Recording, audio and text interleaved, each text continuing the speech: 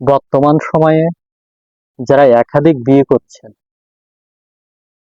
তারা অধিকাংশ ক্ষেত্রে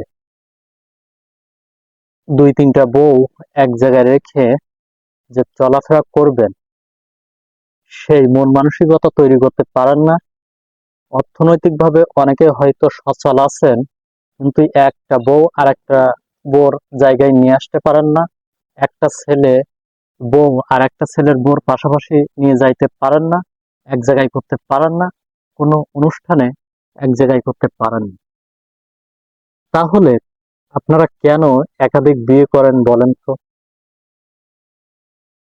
আপনাদের যদি একাধিক বিয়ে করে সবাইকে যদি সমান অধিকার না দিতে পারেন, সবাইকে যদি এক জায়গায় না করে চলাফেরা করতে পারেন, এক বউর ধারে যাচ্ছেন আর এক বউ জানে না, আবার জানলে আপনার মান সম্মান থাকবে না।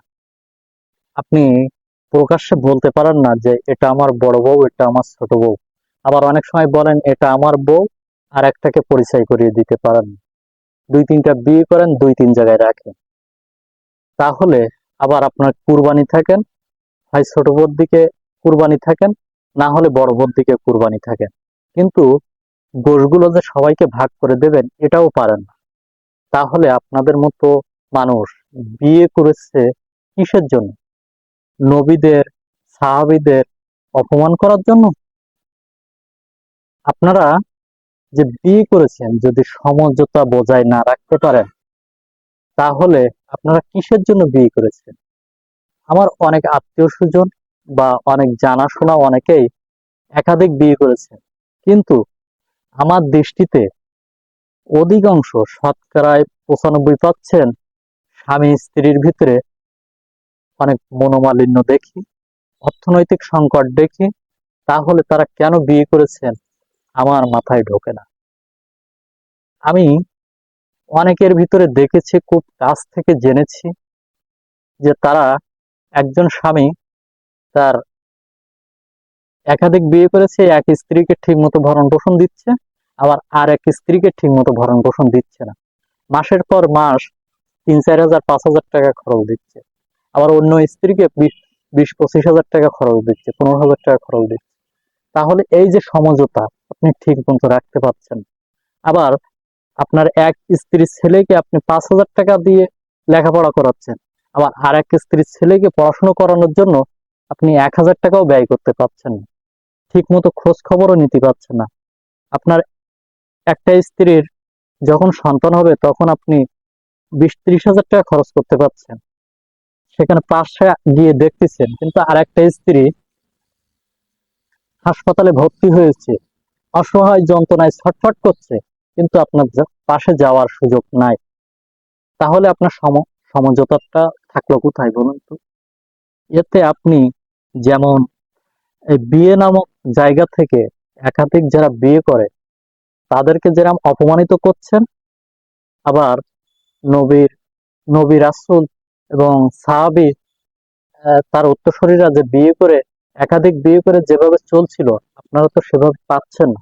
বর্তমান সময় এই বিয়েটাকে হালাল, কিন্তু আপনারা অনেক সময় হারামের কাছাকাছি নিয়ে যাচ্ছে। কারণ আপনি বিয়ে করে আপনার স্ত্রীকে পর্দায় রাখতে পারছেন না, বাইরে পরপুরুষের সামনে গিয়ে ব্যবসা করাচ্ছেন, আবার বাইরে গিয়ে ব্যবসা যাতে করে এই পরামর্শ দিচ্ছেন, কিন্তু ইসলামিক মাইন্ডে চলবে, ইসলামিক কায়দায় ওঠা বসা করবে এই পরামর্শ আপনি কখনোই দিচ্ছেন না। আপনার স্ত্রীকে যদি আপনার বিয়ে করার পরে ঠিকমতো ভরণ পোষণ না দিতে পারেন, তাহলে আপনার তো বিয়ে করার কোনো প্রয়োজন নেই। তাই হন সে আমার আত্মীয় বা হন সে দূরাত্মীয় অথবা বাইরের কেউ। তো আমি এই মেসেজটা সকলের উদ্দেশ্যে আমি এই আমার ফেসবুক পেজে, ইউটিউবে, প্রোফাইলে দিয়ে দেব।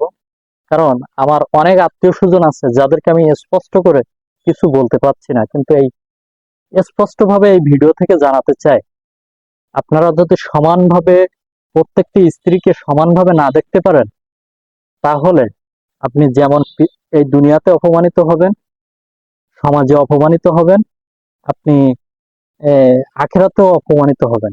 আবার একাধিক বিয়ে করেছেন, ঠিক মতো চলতে পারছেন, কিন্তু পিতামাতার কাছে আসতে পারছেন না, বছরের পর বছর আপনি খোঁজ খবর নিতে পারছেন না, পিতামাতার সাথে ঈদ করতে পারছেন না, স্ত্রীর সাথে দুই তিনটি স্ত্রী বিয়ে করেছেন, দুই তিনটি স্ত্রীর পাশে গিয়ে ঈদ করতে পারেন, তাহলে আপনার মতো বেয়াদব মানুষ ছাড়া আর কি হতে পারে বলেন?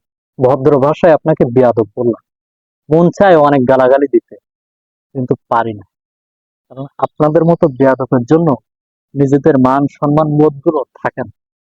তাই আপনারা মানুষ হন।